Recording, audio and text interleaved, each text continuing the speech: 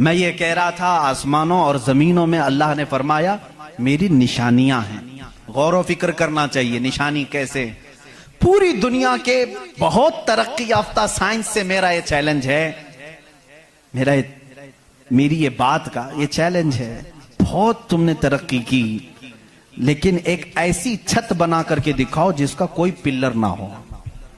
हवा में छत कायम करके दिखाओ, और वो भी इतनी मोटी होनी चाहिए, इतनी मोटी कि जिसके बारे में हुजूर अकरम सल्लल्लाहु अलैहि वसल्लम ने फरमाया कि उसकी मोटाई 500 साल अगर कोई घोड़ा दौड़े तो तय ना हो पाए।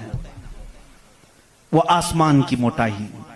मैं उतनी मोटाई की बात नहीं करता हूं, 1 किलोमीटर चौड़ी ही कोई बना करके दिखा दें। साइंस हमारा बहुत तरक्की कर चुका है, नहीं बना सकोगी। लेकिन कायनात की इस पूरी जमीन पर अल्लाह रब्बुल इज्जत ने एक छत हमारे सरों पर रखी है, और सबको मालूम है वो छत कैसी है, बगैर पिल्लर वाली। कहीं उसको सुतून देखा आपने? अल्लाहुल्लज़ी रफ़अस समावाति बिगैरि अमदिन तरौनहा। कुरान कहता है वो अल्लाह ही है जिसने बगैर सुतून के आसमानों को बनाया, और तुम भी उसको देख रहे हो। कुरान चैलेंज कर रहा है, तुम भी उसे देख रहे हो। और हैरत की बात यह है, हमारे पिल्लर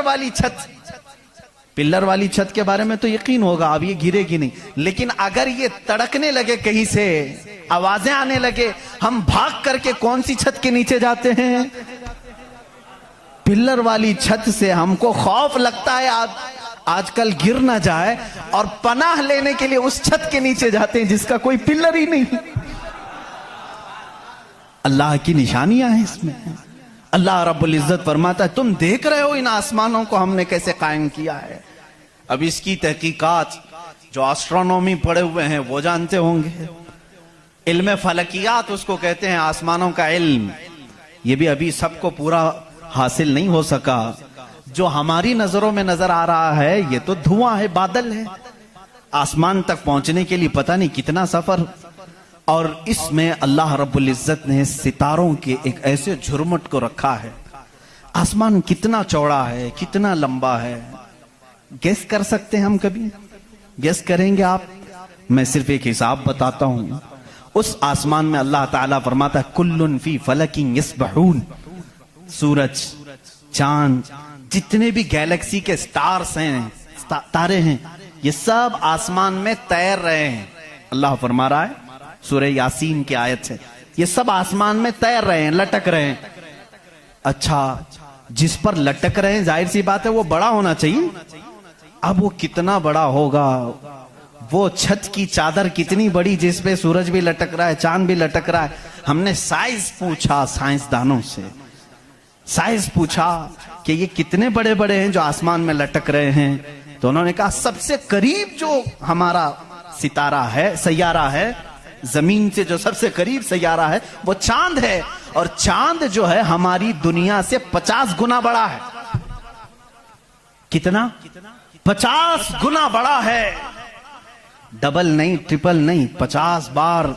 ये पूरी जो जमीन आपको दिख रही है, पूरी कायनात की बात कर रहा हूं, इसमें सारे ममालिक आ गए, 200 से ज्यादा कंट्रीज जो आबाद हैं, उसके अलावा जंगलात हैं, समंदर हैं। ये इतनी बड़ी जो जमीन है, इससे 50 गुना बड़ा एक चांद है, एक चांद है। अब फिर हमने पूछा फिर सूरज का क्या हाल है? कहा सूरज जमीन से 13 लाख गुना बड़ा है। 13 लाख गुना बड़ा। अब यहां हमारी अकलें शशदर हो जाती हैं, किसी के पास कैलकुलेटर भी नहीं, कितना हिसाब करें। 13 लाख गुना बड़ा जमीन से, हमारे तस्वुर में नहीं आता। वो कहां लटक रहा है? आसमान में। चांद इससे 50 गुना बड़ा है जमीन से, वो कहां है? आसमान में। अच्छा, इतना ही नहीं, ये गैलेक्सी के अंदर सूरज से 50 गुना बड़े इतने सैयारे हैं कि जिनमें से सिर्फ अभी 40% का दरियाफ्त की जा चुकी है। बाकी 60% अभी तक साइंसदानों को पता ही नहीं। सूरज से 50 गुना बड़े सैयारे और मौजूद हैं। पूछा ये सब कहां है? ये भी आसमान में है। इसीलिए मेरे मौला ने फरमाया बेशक आसमानों की पैदाइश में उसकी बड़ी निशानियां हैं। अब मेरे अजीजों आओ तुम्हें अपने घर की छत डालने के लिए कितने दिन लगते हैं, कितने वर्कर लगते हैं, कितने मजदूर लगते हैं, क्या क्या इसके लिए सामान लगते हैं, ये सब तुम्हें मालूम है जिन्होंने छतें डाली।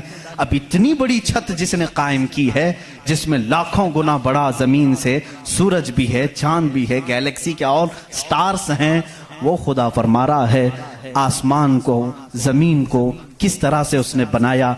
कुरान में है सिर्फ 6 दिन में इन दोनों की पैदाइश हुई।